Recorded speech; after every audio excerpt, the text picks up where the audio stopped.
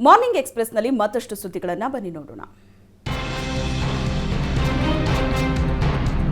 ಮಂಡ್ಯದ ಕೆರೆಗೋಡು ಗ್ರಾಮದಲ್ಲಿ ಹನುಮಧ್ವಜ ತೆರವು ವಿಚಾರಕ್ಕೆ ಮಂಡ್ಯ ಜಿಲ್ಲಾ ಉಸ್ತುವಾರಿ ಸಚಿವ ಚಲುವರಾಯಸ್ವಾಮಿ ಪ್ರತಿಕ್ರಿಯೆ ನೀಡಿದ್ದಾರೆ. ಹನುಮಧ್ವಜ ತೆರವು ವಿಚಾರದಲ್ಲಿ ರಾಜಕೀಯ ನಡೀತಾ ಇರುವುದು ನಿಜ. ಅಲ್ಲಿ ಯಾರು ಮಧ್ಯಪ್ರವೇಶ ಮಾಡಿದಾರೋ ಗೊತ್ತಿಲ್ಲ. ಪಂಚಾಯಿತಿ ವ್ಯಾಪ್ತಿಯಲ್ಲಿ ನ್ಯಾಷನಲ್ ಫ್ಲಾಗ್ ಹಾರಿಸಬಹುದು, ಅದನ್ನ ಹೊರತುಪಡಿಸಿ ಸರ್ಕಾರಿ ಜಾಗದಲ್ಲಿ ಬೇರೆ ಧ್ವಜವನ್ನು ಹಾರಿಸುವಂತಿಲ್ಲ ಅಂತ ಚಲುವರಾಯಸ್ವಾಮಿ ಹೇಳಿದರು. ತ್ರಿವರ್ಣ ಧ್ವಜಕ್ಕೆ ಅನುಮತಿ ಪಡೆದು ಬೇರೆ ಧ್ವಜ ಹಾರಿಸೋದು ತಪ್ಪು. ಸ್ಥಳೀಯ ಯುವಕರು ಒಳ್ಳೆಯವರೇ ಆದರೆ ಅವರನ್ನ ದಾರಿ ತಪ್ಪಿಸಲಾಗ್ತಾ ಇದೆ ಅಂತ ಆರೋಪಿಸಿದರು. ಮಂಡ್ಯದಲ್ಲಿ ಹನುಮಧ್ವಜ ತೆರವಿಗೆ ಕಾಂಗ್ರೆಸ್ ಶಾಸಕ ಗಾಣಿಗ ರವಿಕುಮಾರ್ ವಿರುದ್ಧ ಗ್ರಾಮಸ್ಥರು ಆಕ್ರೋಶ ಹೊರಹಾಕಿದ್ರು. ಇದಕ್ಕೆ ಪ್ರತಿಕ್ರಿಯೆ ನೀಡಿದ ಶಾಸಕ ಗಾಣಿಗ ರವಿ, ಬಿಜೆಪಿ ಹಾಗೂ ಜೆಡಿಎಸ್ ಕ್ಷುಲ್ಲಕ ಕಾರಣಕ್ಕೆ ರಾಜಕಾರಣ ಮಾಡ್ತಾ ಇದೆ. ಇಲ್ಲದವರ ಮೇಲೆ ತಪ್ಪು ಹೊರಿಸೋ ಕೆಲಸ ಈ ಎರಡೂ ಪಕ್ಷಗಳು ಮಾಡ್ತಾ ಇದೆ. ಅದು ಸರ್ಕಾರಿ ಜಾಗ, ಅಲ್ಲಿ ಬಸ್ ಸ್ಟ್ಯಾಂಡ್ ನಿರ್ಮಾಣ ಮಾಡಬೇಕಾಗಿದೆ. 2 ಕೋಟಿಯಲ್ಲಿ ಹೈಟೆಕ್ ಬಸ್ ನಿಲ್ದಾಣ ನಿರ್ಮಾಣ ಮಾಡಬೇಕು ಅಂತ ಅಂದ್ಕೊಂಡಿದ್ದೀವಿ. ರಾಷ್ಟ್ರಧ್ವಜ ನೆಡ್ತೀವಿ ಅಂತ ಅನುಮತಿ ಪಡೆದು ಕೇಸರಿ ಧ್ವಜ ಹಾಕಿದ್ದಾರೆ. ಜೆಡಿಎಸ್ ಬಿಜೆಪಿಯವರು ರಾಷ್ಟ್ರೀಯ ಧ್ವಜವನ್ನ ಹಾಕೋದಕ್ಕೆ ಯಾಕೆ ಬಿಡುತ್ತಿಲ್ಲ? ಅದು ಸರ್ಕಾರಿ ಜಾಗ ಅಂತ ಕಿಡಿಕಾರಿದರು. ಬಿಜೆಪಿಗೆ ಘರ್ ವಾಪಸಿ ಬಳಿಕ ಮೊದಲ ಬಾರಿಗೆ ಮಾಜಿ ಸಿಎಂ ಜಗದೀಶ್ ಶೆಟ್ಟರ್ ಹುಬ್ಬಳ್ಳಿಗೆ ಆಗಮಿಸಿದ್ದಾರೆ. ಹುಬ್ಬಳ್ಳಿ ಶ್ರೀನಿವಾಸ ಗಾರ್ಡನ್ ಬಳಿ ಶೆಟ್ಟರ್ಗೆ ಪಟಾಕಿ ಸಿಡಿಸಿ ಕಾರ್ಯಕರ್ತರು ಅದ್ದೂರಿ ಸ್ವಾಗತ ಕೋರಿದರು. ಶೆಟ್ಟರ್ ಮನೆಯವರೆಗೆ ತೆರೆದ ವಾಹನದಲ್ಲಿ ಮೆರವಣಿಗೆ ನಡೆಸಲಾಯಿತು. ಈ ವೇಳೆ ಮಾಜಿ ಸಚಿವ ಶಂಕರ್ ಪಾಟೀಲ್ ಮುನೇನಕೊಪ್ಪ, ಮಾಜಿ ಶಾಸಕ ಎಸ್ಐ ಚಿಕ್ಕನಗೌಡರು ಮತ್ತಿತರರು ಭಾಗಿಯಾಗಿದ್ದರು. ಆದರೆ ಜಿಲ್ಲೆಯ ಬಿಜೆಪಿ ಶಾಸಕರು ಮತ್ತು ಇತರೆ ಮುಖಂಡರು ಗೈರಾಗಿದ್ದು ಪರೋಕ್ಷವಾಗಿ ಅಸಮಾಧಾನವನ್ನು ಹೊರಹಾಕಿದರು. ಬಿಜೆಪಿ ಮರು ಸೇರ್ಪಡೆಯ ಬಳಿಕ ಮಾಜಿ ಸಿಎಂ ಜಗದೀಶ್ ಶೆಟ್ಟರ್ ದಾವಣಗೆರೆಗೆ ಆಗಮಿಸಿದರು. ಜಿಲ್ಲಾ ಬಿಜೆಪಿ ಕಚೇರಿಯಲ್ಲಿ ಶೆಟ್ಟರ್ಗೆ ಅದ್ದೂರಿ ಸ್ವಾಗತವನ್ನು ಕೋರಲಾಯಿತು. ಈ ವೇಳೆ ಮಾತನಾಡಿದ ಶೆಟ್ಟರ್, ನಮ್ಮ ಮನೆಗೆ ನಾನು ಮರಳಿ ಬಂದಿರೋ ಖುಷಿಯಾಗಿದೆ. ನಾನು ಬಿಜೆಪಿಗೆ ಮರಳೋದು ಈಗಿನ ಪ್ರಯತ್ನವಲ್ಲ, ಕಳೆದ 5-6 ತಿಂಗಳಿಂದ ನಡೆದಿತ್ತು. ಒಟ್ಟಿನಲ್ಲಿ ಪ್ರಧಾನಿ ಮೋದಿ ಅವರನ್ನ 3ನೇ ಬಾರಿ ಪ್ರಧಾನಿ ಮಾಡಬೇಕು ಅಂದರು. ಜೊತೆಗೆ BY ರಾಘವೇಂದ್ರ ಅವರನ್ನ ಗೆಲ್ಲಿಸಿ ಅಂತ ಶಾಮನೂರು ಶಿವಶಂಕರಪ್ಪ ನೀಡಿದ ಹೇಳಿಕೆಯನ್ನ ಶೆಟ್ಟರ್ ಸ್ವಾಗತಿಸಿದರು. ಮಾಜಿ ಸಿಎಂ ಜಗದೀಶ್ ಶೆಟ್ಟರ್ ಕಾಂಗ್ರೆಸ್ಸಿಗೆ ಬಂದಿದ್ದರಿಂದ ಪಕ್ಷಕ್ಕೆ ಯಾವ ಪ್ರಯೋಜನ ಆಗಿಲ್ಲ. ಶೆಟ್ಟರ್ ಬಿಟ್ಟಿದ್ದರಿಂದ ಕೂಡ ಯಾವುದೇ ನಷ್ಟವಾಗುವುದಿಲ್ಲ ಅಂತ ಬಾಗಲಕೋಟೆ ಜಿಲ್ಲಾ ಕಾಂಗ್ರೆಸ್ ಅಧ್ಯಕ್ಷ SG ನಂಜಯ್ಯನಮಠ್ ವಾಗ್ದಾಳಿ ಮಾಡಿದರು. ಮಾಜಿ ಸಿಎಂ ಜಗದೀಶ್ ಶೆಟ್ಟರ್ ಕಾಂಗ್ರೆಸ್ಸಿಗೆ ಬಂದಿದ್ದರಿಂದ ಪಕ್ಷಕ್ಕೆ ಯಾವುದೇ ಪ್ರಯೋಜನ ಆಗಿಲ್ಲ. ಶೆಟ್ಟರ್ ಬಿಟ್ಟಿದ್ರಿಂದ ಕೂಡ ಯಾವುದೇ ನಷ್ಟ ಆಗೋದಿಲ್ಲ ಅಂತ ಜಿಲ್ಲಾ ಕಾಂಗ್ರೆಸ್ ಅಧ್ಯಕ್ಷ SG ನಂಜಯ್ಯನಮಠ್ ಹೇಳಿದ್ದಾರೆ. ಬಾಗಲಕೋಟೆಯಲ್ಲಿ ಮಾತನಾಡಿರೋ ನಂಜಯ್ಯನಮಠ್, ಮುಖಂಡರ ಪಕ್ಷಾಂತರ ಒಳ್ಳೆ ಬೆಳವಣಿಗೆ ಅಲ್ಲ. ಪಕ್ಷಾಂತರದಿಂದ ಅವರಿಗೆ ನಷ್ಟವಾಗಿದೆ ಹೊರತು ನಮಗಲ್ಲ ಅಂತ. ಬಿಹಾರದಲ್ಲಿ ಇದ್ದ ಅಪವಿತ್ರ ಮೈತ್ರಿ ಇಂದು ಅಂತ್ಯವಾಗಿದೆ ಅಂತ ಕೇಂದ್ರ ಸಚಿವ ಪ್ರಹ್ಲಾದ್ ಜೋಶಿ ಹೇಳಿದರು. ಲಾಲು ಪ್ರಸಾದ್ ಮತ್ತು ಇತರೆ ಪರಿವಾರದವರು ನಿತೀಶ್ಗೆ ತೊಂದರೆ ಕೊಟ್ಟಿದ್ದಾರೆ, ಅದರಿಂದಾಗಿ ಈ ರೀತಿಯ ಬೆಳವಣಿಗೆ ಆಗಿದೆ ಅಂತ ಹೇಳಿದ್ದಾರೆ. ಭ್ರಷ್ಟ ಪರಿವಾರವಾದಿ ಜೊತೆ ಇರೋದಕ್ಕೆ ಆಗದೆ ಬಿಜೆಪಿಗೆ ಸೇರಿ ಮತ್ತೆ ಮುಖ್ಯಮಂತ್ರಿಯಾಗಿದ್ದಾರೆ ಅಂತ. ಲೋಕಸಭೆ ಚುನಾವಣೆ ಹೊತ್ತಲ್ಲಿ ಜಗದೀಶ್ ಶೆಟ್ಟರ್ ಬಿಜೆಪಿಗೆ ಮರು ಸೇರ್ಪಡೆಯಾಗಿ ಕಾಂಗ್ರೆಸ್ಗೆ ಶಾಕ್ ಕೊಟ್ಟಿದ್ದಾರೆ. ಇದಕ್ಕೆ ಪ್ರತಿಯಾಗಿ ಕಾಂಗ್ರೆಸ್ ರಿವರ್ಸ್ ಆಪರೇಷನ್ ಮಾಡೋ ಸುಳಿವನ್ನ ಸಚಿವ MB ಪಾಟೀಲ್ ಕೊಟ್ಟಿದ್ದಾರೆ. ವಿಜಯಪುರದಲ್ಲಿ ಮಾತನಾಡಿದ MB ಪಾಟೀಲ್, ಬಿಜೆಪಿಯಿಂದಲೂ ಹಲವರು ಕಾಂಗ್ರೆಸ್ಗೆ ಸೇರ್ಪಡೆಯಾಗಲಿದ್ದಾರೆ ಅಂತ ಹೊಸ ಬಾಂಬ್ ಅನ್ನು ಸಿಡಿಸಿದ್ದಾರೆ. ಕಾಂಗ್ರೆಸ್ಗೆ ಬರೋರ ಹೆಸರು, ಅಂಕಿ ಸಂಖ್ಯೆಯನ್ನ ಮಾಧ್ಯಮಗಳ ಮುಂದೆ ಹೇಳೋದಿಲ್ಲ, ಕಾದು ನೋಡಿ ಎಂದಿದ್ದಾರೆ. ಬಿಜೆಪಿ ರಾಜ್ಯಾಧ್ಯಕ್ಷರಾದ ಬಳಿಕ BY ವಿಜಯೇಂದ್ರ ಮೊದಲ ಬಾರಿ ಯಾದಗಿರಿ ಜಿಲ್ಲೆಗೆ ಭೇಟಿ ನೀಡಿದರು. ಬಿಜೆಪಿ ಘಟಕದ ವತಿಯಿಂದ ಅಭಿನಂದನಾ ಸಮಾರಂಭ ಹಾಗೂ ಜಿಲ್ಲಾಧ್ಯಕ್ಷರ ಪದಗ್ರಹಣ ಕಾರ್ಯಕ್ರಮ ಆಯೋಜಿಸಲಾಗಿತ್ತು. ತೆರೆದ ವಾಹನದಲ್ಲೇ ಮೆರವಣಿಗೆಯ ಮೂಲಕ BY ವಿಜಯೇಂದ್ರ ವೇದಿಕೆಗೆ ಎಂಟ್ರಿ ಕೊಟ್ಟರು. BY ವಿಜಯೇಂದ್ರಗೆ ರಾಜ್ಯ ಉಪಾಧ್ಯಕ್ಷರಾದ ರಾಜುಗೌಡ, P ರಾಜೀವ್ ಸೇರಿದಂತೆ ಹಲವರು ಸಾಥ್ ನೀಡಿದರು. ಲೋಕಸಭೆ ಚುನಾವಣೆ ಹಿನ್ನೆಲೆ ಬಿಜೆಪಿ ರಾಮನ ಜಪ ಮಾಡ್ತಿದ್ದಾರೆ ಅಂತ ಸಚಿವ ಸಂತೋಷ್ ಲಾಡ್ ಕಿಡಿಕಾರಿದ್ರು.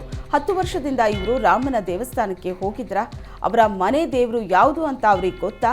ಅಶೋಕ್ ಮನೆ ದೇವರು ಯಾವುದು ಅಂತ ಗೊತ್ತಾ ಅಂತ ಪ್ರಶ್ನಿಸಿ ಆಕ್ರೋಶ ವ್ಯಕ್ತಪಡಿಸಿದ್ರು. ಅರ್ಧ ಕಾಮಗಾರಿಯಾಗಿರೋ ರಾಮ ಮಂದಿರ ಉದ್ಘಾಟಿಸಿ ಚುನಾವಣೆ ಪ್ರಚಾರ ಮಾಡ್ತಿದ್ದಾರೆ ಅಂತ ಬಿಜೆಪಿ ವಿರುದ್ಧ ಕಿಡಿಕಾರಿದ್ರು. ರಾಮಲಲ್ಲಾ ವಿಗ್ರಹ ಕೆತ್ತನೆ ಮಾಡಿದ ಶಿಲ್ಪಿ ಅರುಣ್ ಯೋಗಿರಾಜ್ರನ್ನ ರಾಜ್ಯಪಾಲ ಥಾವರ್ ಚಂದ್ ಗೆಹ್ಲೋಟ್ ಸನ್ಮಾನಿಸಿದರು. ಇದೇ ಸಂದರ್ಭದಲ್ಲಿ ಮಾಜಿ ರಾಷ್ಟ್ರಪತಿ ರಾಮನಾಥ್ ಕೋವಿಂದ್ರನ್ನ ಅರುಣ್ ಯೋಗಿರಾಜ್ ಭೇಟಿಯಾಗಿದ್ದಾರೆ. ಬಿಜೆಪಿ ರಾಜ್ಯ ಘಟಕದ ನೂತನ ಅಧ್ಯಕ್ಷರಾದ ನಂತರ ಮೊದಲ ಬಾರಿಗೆ ಬಿವೈ ವಿಜಯೇಂದ್ರ ಅವರು ಇಂದು ಬೀದರ್ ಜಿಲ್ಲಾ ಪ್ರವಾಸವನ್ನ ಕೈಗೊಂಡಿದ್ದಾರೆ. ಬೆಳಿಗ್ಗೆ 10:30ಕ್ಕೆ ಬೂತ್ ಸಂಖ್ಯೆ 175ರಲ್ಲಿರೋ ವಡ್ಡರ ಕಾಲೋನಿಯ ಲಾಲಪ್ಪ ಅವರ ಮನೆಗೆ ವಿಜಯೇಂದ್ರ ಭೇಟಿ ಕೊಡಲಿದ್ದಾರೆ. ಅದಾದ ಬಳಿಕ ಬೀದರ್ ತಾಲೂಕಿನ ಚಿಟ್ನಾವಾಡಿಯಲ್ಲಿ ಬಸವೇಶ್ವರರ ಮೂರ್ತಿ ಅನಾವರಣಗೊಳಿಸಲಿದ್ದಾರೆ. ಇದಾದ ನಂತರ ಗುಂಪಾದಿಂದ ಗಣೇಶ್ ಮೈದಾನದವರೆಗೂ ಬೈಕ್ ರ್ಯಾಲಿ ನಡೆಯಲಿದೆ.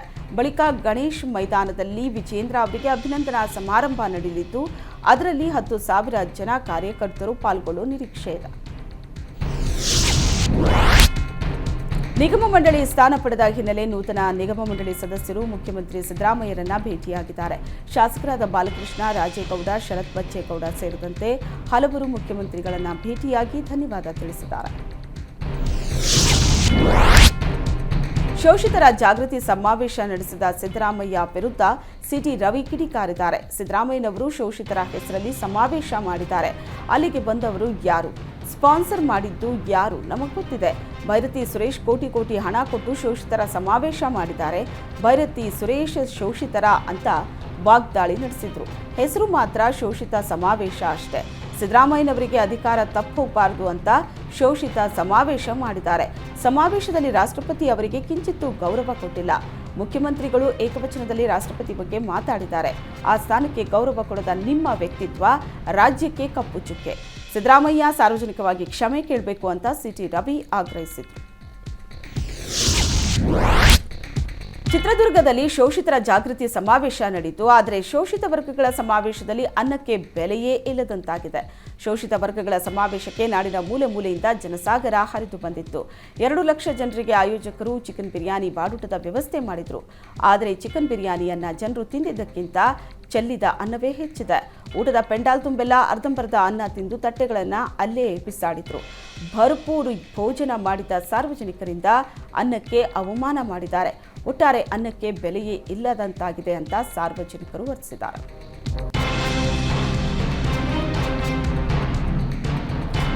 ಕಾಂಗ್ರೆಸ್ ಶೋಷಿತರ ಬೃಹತ್ ಜಾಗೃತಿ ಸಮಾವೇಶ ಮಾಡುವ ಮೂಲಕ ಕಾಂಗ್ರೆಸ್ ಲೋಕಸಭೆಗೆ ರಣಕಹಳೆ ಮೊಳಗಿಸಿದೆ. ಚಿತ್ರದುರ್ಗದ ಮಾದಾರ ಚೆನ್ನಯ್ಯ ಮಠದ ಬಳಿ ಸಮಾವೇಶ ನಡೆದಿದ್ದು ಲಕ್ಷಾಂತರ ಕಾಂಗ್ರೆಸ್ ಕಾರ್ಯಕರ್ತರು ಭಾಗಿಯಾಗಿದ್ದರು. ಸುಮಾರು 150 ಎಕರೆ ಪ್ರದೇಶದಲ್ಲಿ ನಡೆದಂಥ ಸಮಾವೇಶದಲ್ಲಿ ಸಿಎಂ ಸಿದ್ದರಾಮಯ್ಯ, ಡಿಸಿಎಂ ಡಿಕೆ ಶಿವಕುಮಾರ್, ಸಚಿವ ಎಚ್ಸಿ ಮಹದೇವಪ್ಪ, ದಿನೇಶ್ ಗುಂಡೂರಾವ್ ಸೇರಿದಂತೆ ಅನೇಕರು ಭಾಗಿಯಾಗಿದ್ದರು.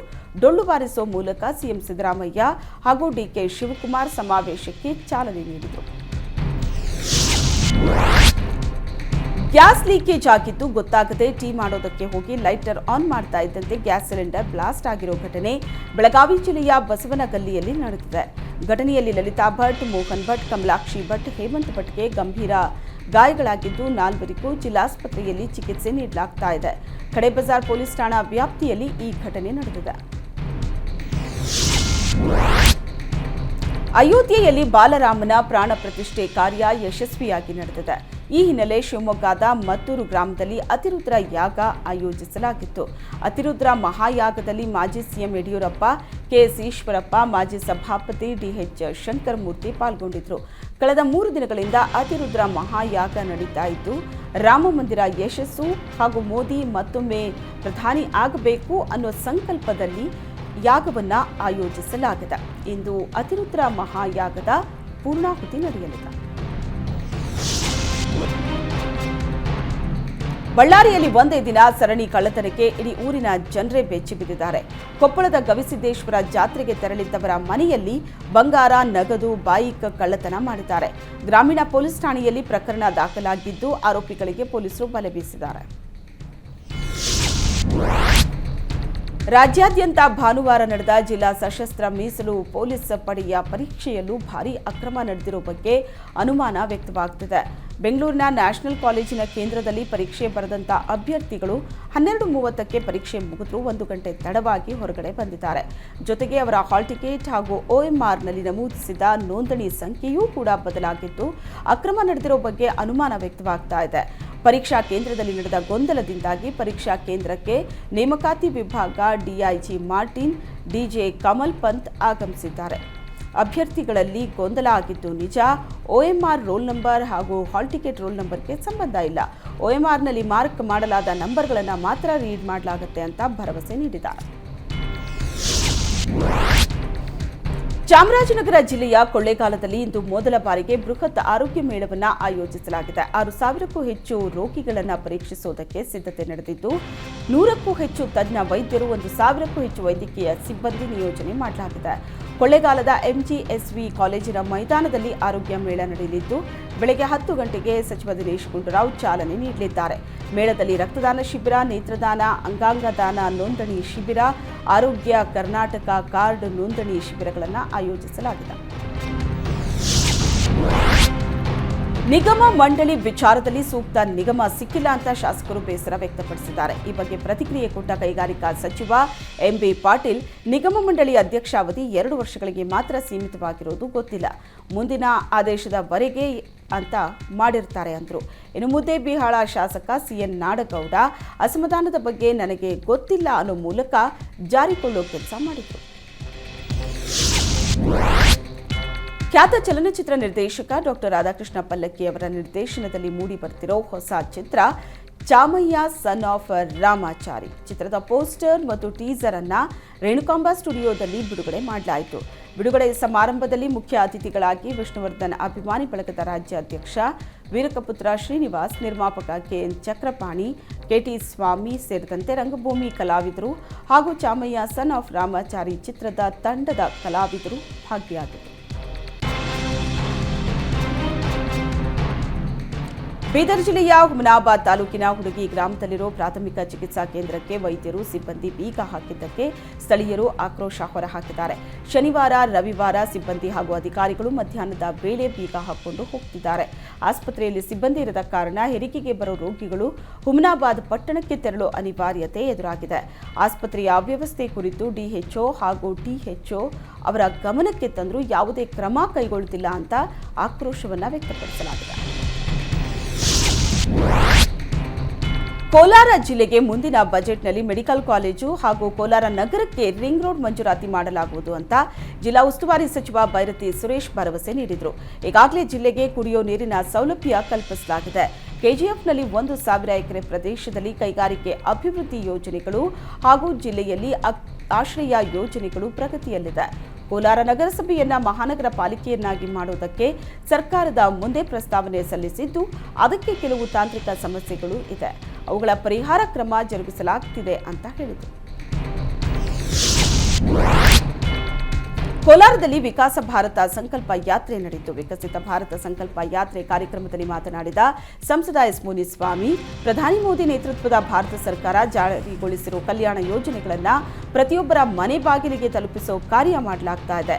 2023 ನವೆಂಬರ್ 15ರಂದು ಜಾರ್ಖಂಡ್ ರಾಜ್ಯದ ಕುಂಟಿಯಿಂದ ಪ್ರಾರಂಭವಾದಂತಹ ವಿಕಸಿತ ಭಾರತ ಸಂಕಲ್ಪ ಯಾತ್ರೆ ಸಮಾಜದಲ್ಲಿನ ಕಟ್ಟಕಡೆಯ ವ್ಯಕ್ತಿಗೂ ಪ್ರಯೋಜನಕಾರಿ ಅಂತ ಸಾಬೀತಾಗಿದೆ.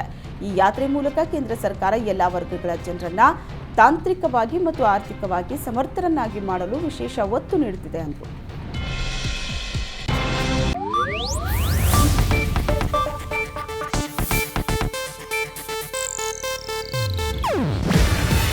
ಇದು ಏಷ್ಯಾನೆಟ್ ನ್ಯೂಸ್ ನೆಟ್ವರ್ಕ್ ಪ್ರಸ್ತುತಿ.